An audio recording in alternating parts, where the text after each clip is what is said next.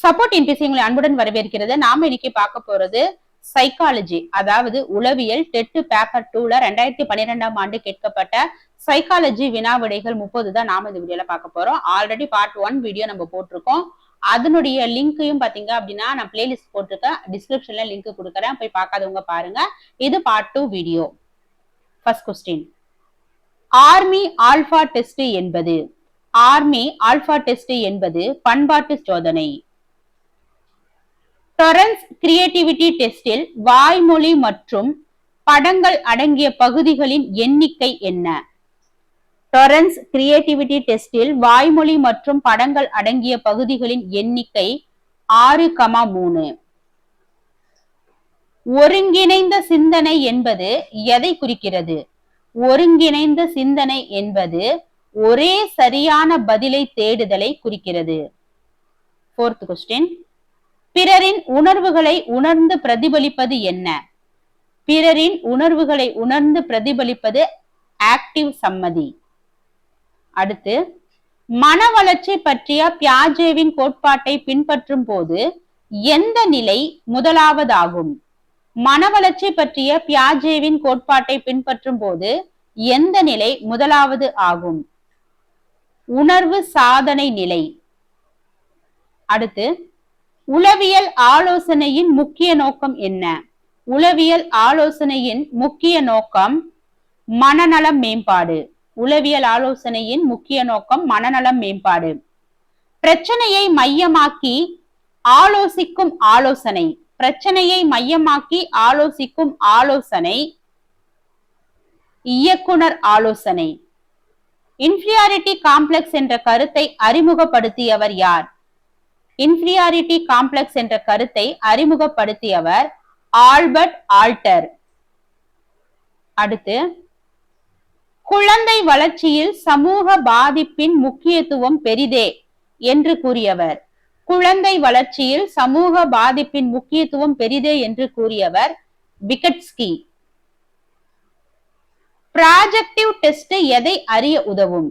Projective test எதை அறிய உதவும்? மனப்பாங்கை அறிய உதவும்.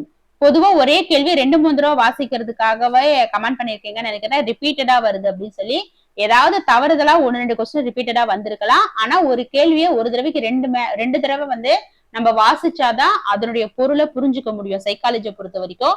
அதனாலதான் ஒரே கேள்வி 2 முறை வாசிச்சுட்டு அதுக்கப்புறமா நான் ஆன்சர் பண்ணிட்டு இருக்கேன். நெக்ஸ்ட் கொஸ்டின், ப்ராஜெக்டிவ் டெஸ்ட் எதை அறிய உதவும்? மனப்பாங்கை. மன அழுத்தம் குறைக்க சுற்றுச்சூழல் மாற்றம் மூலம் பயன்படுத்தப்படும் உளவியல் உத்தி.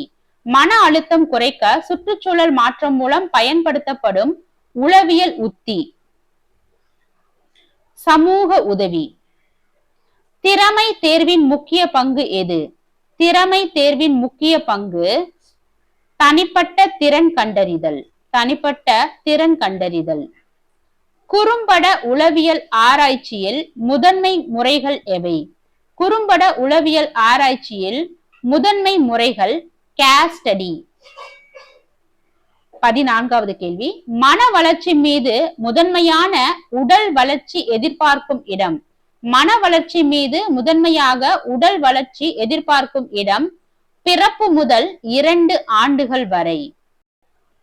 15வது கேள்வி, மன உயிரியல் நோய்களில் ஸ்கிசோபெர்னியா என்ன வகை நோய்? மன உயிரியல் நோய்களில் ஸ்கிசோபெர்னியா என்ன வகை நோய்? மனோவியாதி. 16வது கேள்வி, மனநிலையை மேம்படுத்தும் சிறந்த பயிற்சி. மனநிலையை மேம்படுத்தும் சிறந்த பயிற்சி உடற்பயிற்சி. அறிவுத்திறன் பரிசோதனை எவ்வாறு அளவிடப்படுகிறது? அறிவுத்திறன் பரிசோதனை அறிவுத்திறன் குறியீடு மூலம் அளவிடப்படுகிறது. 18, சமூக உளவியல் என்பது.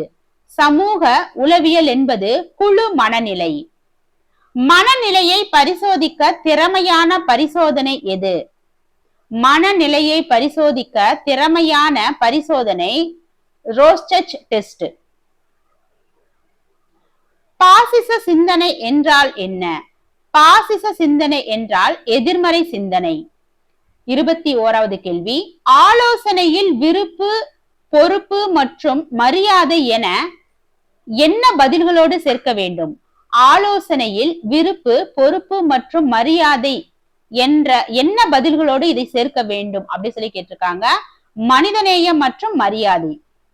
பாட அடிப்படையில் உருவாக்கப்படும் திட்டம் எது? பாடத்திட்டம். 23.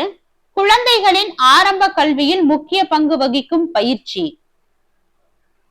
விளையாட்டு பயிற்சி. 24.